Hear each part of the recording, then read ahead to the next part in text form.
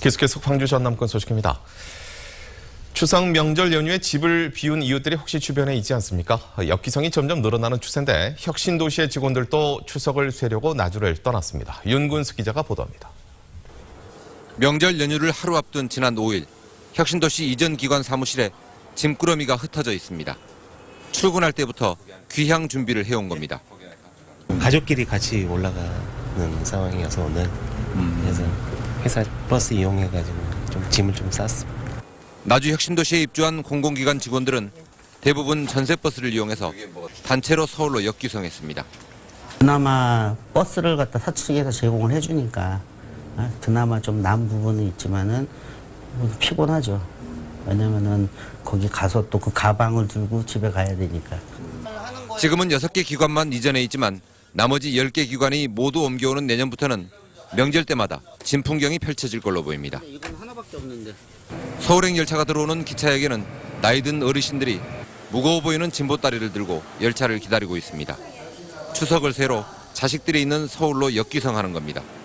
그러니까 나 혼자 올라가니 낫지 아들들이 여기 추가 봐 여기 왔다가 날아가지. 부식집이라 모으고 화장실 댕기려면 지금 게 화장실 밥을 안 먹어. 화장실 안 가려고. 그렇게 서울로 가야지.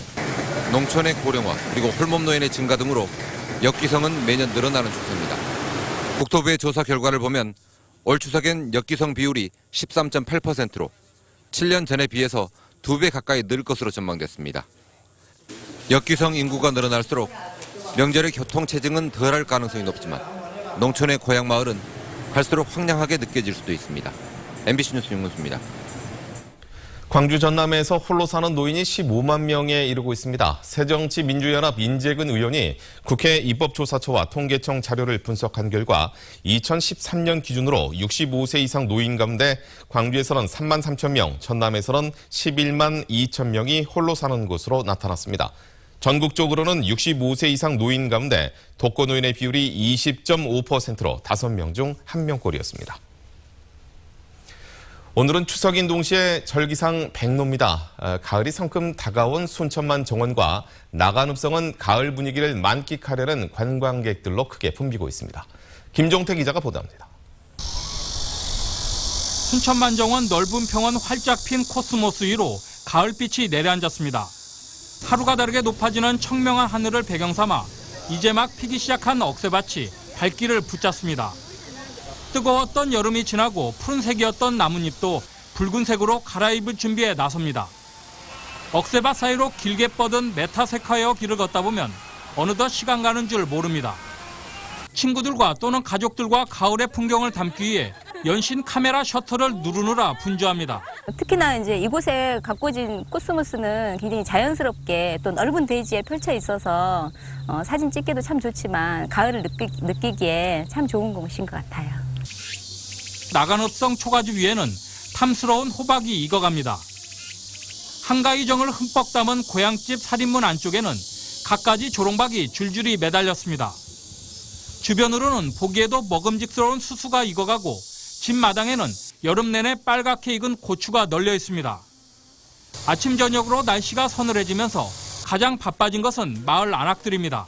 가을 가실도 해야 되고 이제 이런 것도 따듬어서 김치도 담아야 되고 이제 짐장 준비도 해야 되고. 무더운 여름을 이겨내고 추석 명절을 하루 앞둔 지역 곳곳이 따뜻한 고향의 정과 함께 성큼 다가온 가을 추억을 선사하고 있습니다. MBC 뉴스 김종태입니다. 올해 광주 비엔날레에도 시민들이 참여하는 다양한 프로그램이 진행되고 있습니다. 과거 전시 때와 다른 게 있다면 우리 동네와 도시를 긍정적으로 변화시키려는 생각들이 담겨 있다는 점인데요. 그래서 올해 시민 참여 프로그램의 이름은 쓸데 있는 국리로 정해졌습니다. 박수인 기자입니다. 세월호 참사 재판이 열리는 광주지법 앞 도로에 사람들이 모였습니다. 진실 규명을 바라는 간절한 마음을 손뜨개 작품에 담아 가로수를 감쌌습니다. 유족들을 응원하는 노란 리본과 현수막들도 거리를 채웠습니다. 내가 인난에서 살 거 아니에요.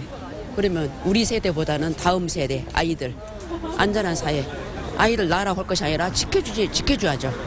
재판이 열리는 매주 화요일 아침 법원 앞 도로는 진실을 마중 나온 시민들로 가득 찹니다.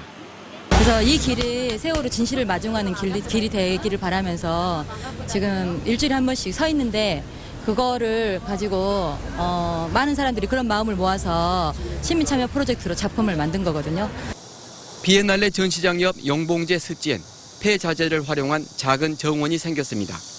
이렇게 하나의 사람들이 볼 수 있는 주변의 야생화라든가 이런 텃밭에 가꿀 수 있는 조그만 식물재도 어떤 사람이 같이 공민하고 만드냐에 따라서 굉장히 좋은 설치 작품처럼 보이기도 하고 일상의 공간을 좀 더 나은 곳으로 바꾸고 싶은 시민들이 지난 2달 동안 20개 팀으로 나뉘어 다양한 공동체 활동을 진행했습니다. 도심 푸른 길에서 즐거운 추억을 만들고 삭막한 도시에 녹색 옷을 입히는 소소한 즐거움이 도시를 창조적으로 변화시킬 수 있다는 믿음을 담았습니다. 어떻게 하면 좀 더 진전시키고 보다 나은 방향으로 바꿀 수 있을 것인가 이런 게 좀 주제와 맞다고 봐서 쓸데 있는 국리들이 모여있는 시민참여 프로젝트는 광주 지역 20개 국리 아지트에서 오는 11월 9일까지 계속됩니다. MBC 뉴스 박수인입니다. 오늘 새벽 2시 반쯤 목포 북항 선착장에서 25살 최모 씨가 몰던 승용차가 바다에 빠졌습니다. 신고를 받고 출동한 해경이 최 씨와 함께 타고 있던 20살 김모 씨를 구조해 병원으로 옮겼지만 운전자 최 씨는 숨졌고 김 씨는 현재 치료 중입니다.